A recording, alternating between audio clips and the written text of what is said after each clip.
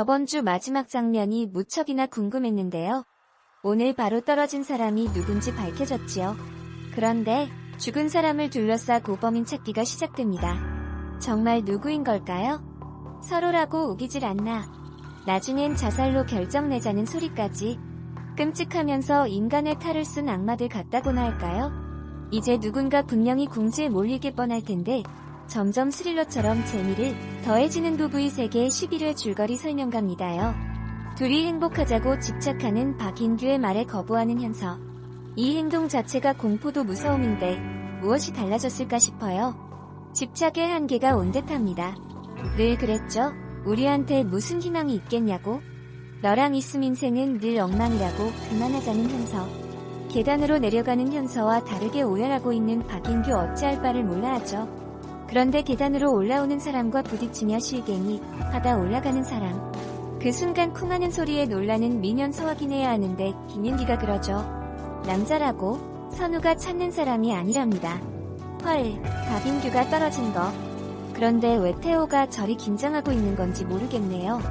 태호 목에 상처, 박인규와 실갱이를 한 건지 현서인지.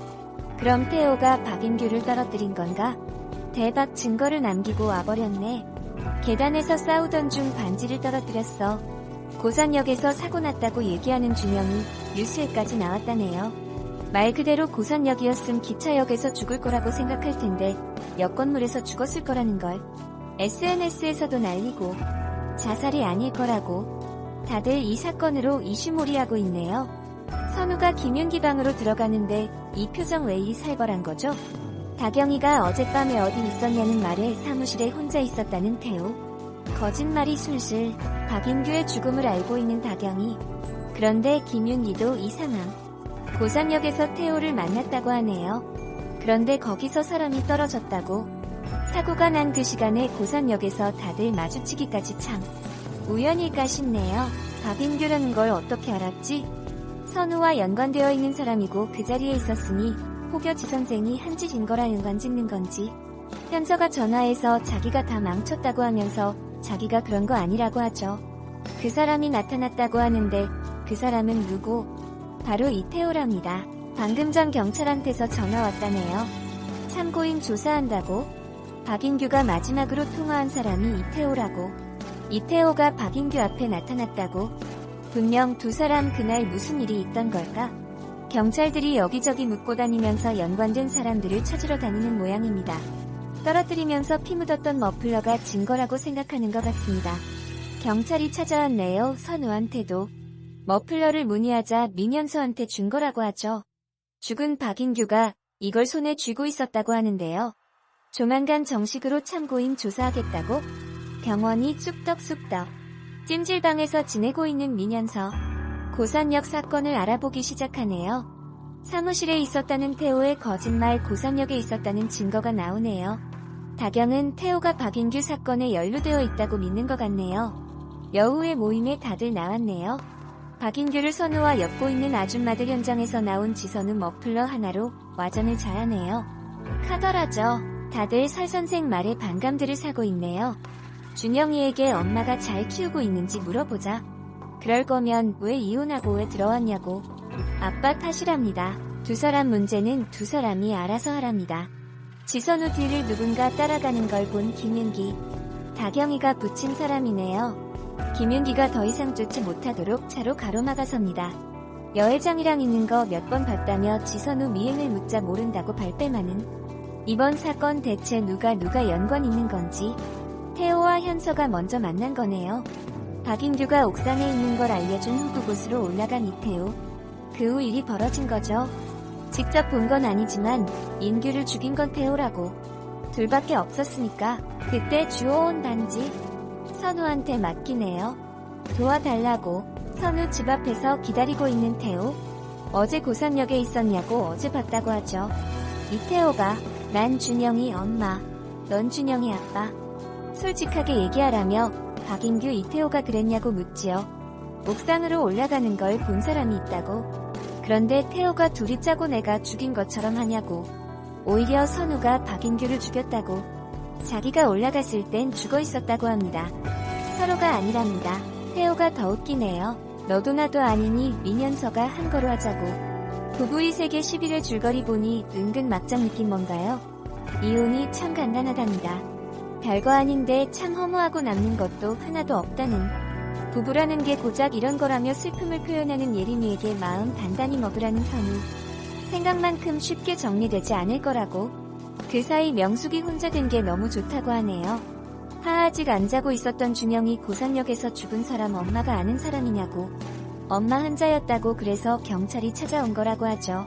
엄마 아니라고 하는데 왜 엄마를 의심하는지 속상한 준영이. 왜 편하고 평범하게 못 사냐며 나는 왜 이러고 살아야 하냐며 힘듦을 표현하네요. 언제 집에 들어온 거지 재혁? 알람 소리로 깨웁니다. 고사는 사방에 CCTV가 깔렸는데 그 시간에만 통으로 없어졌답니다. 여회장이 연루된 건 아닌지 다들 의심하기 시작하지요. 맞네요. 여회장 손에 들어간 증거물. 무덤까지 가져가야 할 일. 다경이가 알아서도 안 되고 최대한 덮어야 한답니다. 지선우는 어떻게 하냐고 묻는데 모든 걸 떠밀려고 하는 걸까요? 박인규 문제로 머리가 아프다는 태호. 상관없는데 왜 아프냐고 하는데 준영이 내가 데려와야 할지도 모른다고 합니다.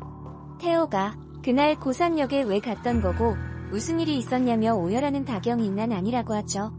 그 자식 얼굴도 못 보고 자기가 거기 갔을 땐 일이 벌어진 후라고. 지선우가 거기 있었다고 합니다. 확실하진 않지만 의심이 간다고. 민현서가 그랬거나 둘이 그랬거나 자기한테 뒤집어 씌우려고 하는 거라고. 진짜 누군가야 1일 방송된 JTBC 스튜디오의 오리지널 금토 드라마 부부의 세계 11회 시청률은 전국 기준 21.1%, 수도권 기준 24.0%를 기록, 동시간대 1위를 굳건히 지키며 뜨거운 호응을 이어갔다. 이날 박인규의 죽음으로 다시 소용돌이에 휩쓸린 지선우와 이태호의 모습이 그려졌다. 박인규의 비틀린 사랑은 결국 파국을 초래했다. 박인규의 죽음은 고산시를 떠들썩하게 만들었다. 김윤기의 도움으로 사고 현장에서 벗어났던 지선우는 민현서를 통해 이태호가 그날 밤 고산역에 왔음을 알게 됐다. 같은 시각 다급히 고산역을 빠져나간 이태호는 목에 상처와 혈흔까지 남아있었다. 새로 시작하자 나버리지 말라고 애원하던 박인규를 두고 옥상에서 내려온 민현서 앞에 나타난 사람이 바로 이태호였던 것. 김윤기는 우연히 죽여버린다라고 소리치는 이태호를 목격하고 지선우가 걱정돼 뒤를 쫓아온 상황이었다. 의문의 추락사고로 고산이 발칵 뒤집어졌다. 현장에 떨어져 있던 목도리가 지선우의 것이었으니 경찰은 참고인 조사차 병원을 찾았다. 민현서에게 준 목도리라고 설명했지만 말도 안 되는 소문이 걷잡을 수 없이 번지고 있었다. 지선우와 박인규의 관계를 마음대로 추측한 루머에 가장 상처를 받는 건 아들 이준영이었다. 박인규와 마지막으로 통화를 한 이태호도 경찰의 의심을 피할 수 없었다. 이태호의 상처를 목격한 여다경마저도 이태호를 의심하고 있었다. 피 묻은 셔츠와 고산역 주차장 영수증을 확인한 여다경의 불안은 확신으로 번졌다. 사건 이후 찜질방에 숨어 지내던 민현서는 지선우에게 도움을 요청했다. 민현서도 이태호가 범인이라고 확신했지만 경찰이 자신의 말을 믿어주지 않을 것 같아 본능적으로 도망친 것. 민현서는 신랑이 도중 이태호가 떨어뜨린 결혼반지를 결정적인 증거로 지선우에게 건넸다. 집 앞에서 지선우를 기다리고 있던 이태호는 올라갔을 때 이미 사고가 발생한 후였다고 혐의를 부인하며 민현서를 살인자로 몰자고 제안했다. 지선우를 흔드는 건 아들 이준영이었다. 엄만 왜 편하게 못 살아? 나는 왜 이러고 살아야 하냐는 원망에 가슴이 아팠다. 여병규는 여다경을 위해 움직이고 있었고 지선우 역시 아들을 지키기 위해 칼을 뽑아야만 했다. 이미 CCTV 원본은 진실을 은폐하고자 하는 여병규의 손에 들어간 후였다. 게다가 이 실장이 지선우를 미행하고 있었다. 여병규 앞에 나타난 지선우는 절 살인범으로 몰고 싶으셨습니까? 라며 단도직입적으로 물었다. 지선우의 손에도 이태호를 살인범으로 몰 증거는 충분했다. 하지만 이준영을 생각하면 자신뿐만 아니라 이태호도 살인자가 되어서는 안 됐다. 이태호도 저도 누가 됐든 살인자가 돼선 안 됩니다. 박인규는 자살이니까라고 못을 박는 지선우. 목적의 교집합이 있으니 여병규와 거래를 하려던 지선우의 기획은 예상치 못한 곳에서 변수와 맞닥뜨렸다. 지선우와 여병규의 만남을 확인한 민현서가 이태호를 경찰에 신고한 것. 지금부터 제 문제는 제가 알아서 하겠다는 민현서의 돌발 행동이 판을 흔들었다. 박인규의 죽음은 모두를 태워버릴 기세로 고산을 집어삼켰고 저마다 숨겨둔 속내와 관계의 민낯을 고스란히 드러냈다. 벼랑 끝으로 내몰 수 있는 증거를 손에 넣었지만 기뻐진 아들의 상처를 보게 된 지선우는 자신만을 위한 선택을 할 수 없었다. 여다경의 불안도 걷잡을 수 없이 번져나갔다. 이태호는 더는 자신이 믿고 의지했던 사람이 아니었고 완벽했던 세계는 흔들리고 있었다. 여기에 딸 여다경을 보호하기 위해 움직이는 여병규, 지선우를 지키려는 김윤기까지 저마다의 이해관계로 부딪히는 이들 행보는 예측할 수 없는 전개를 만들어 나가고 있다. 경찰에 연행되는 이태호의 전화를 외면한 여다경과 여병규, 그리고 민현서의 돌발 행동으로 반전을 맞은 지선우가 위기를 어떻게 타개할지 귀추가 주목된다. 한편 JTBC 금토 드라마 부부의 세계 12회는 오늘 밤 10시 50분 방송된다. 부부의 세계 김희애가 이경영에게 자신과 박해주는 이학주를 죽이지 않았다고 밝혔다. 1일 방송된 종합편성 채널 JTBC 금토 드라마 부부의 세계 11회에서는 지선우를 이행한 민현서의 모습이 그려졌다. 이날 고산역 옥상에서 누군가 추락했다. 지선우는 민현서라고 생각하고 다가가려 했지만 김윤기가 나타나 지선우를 막아섰다. 지선우가 현장에 나타나서 좋을 게 없겠다고 생각한 것. 죽은 사람은 민현서가 아닌 폭행범 박인규였다. 경찰은 사건 현장에 있던 지선우, 이태호에게 참고인 조사를 하겠다고 밝혔다. 지선우 박인규가 머플러를 쥐고 있었기 때문이었고 이태호는 박인규와 통화한 마지막 사람이었다.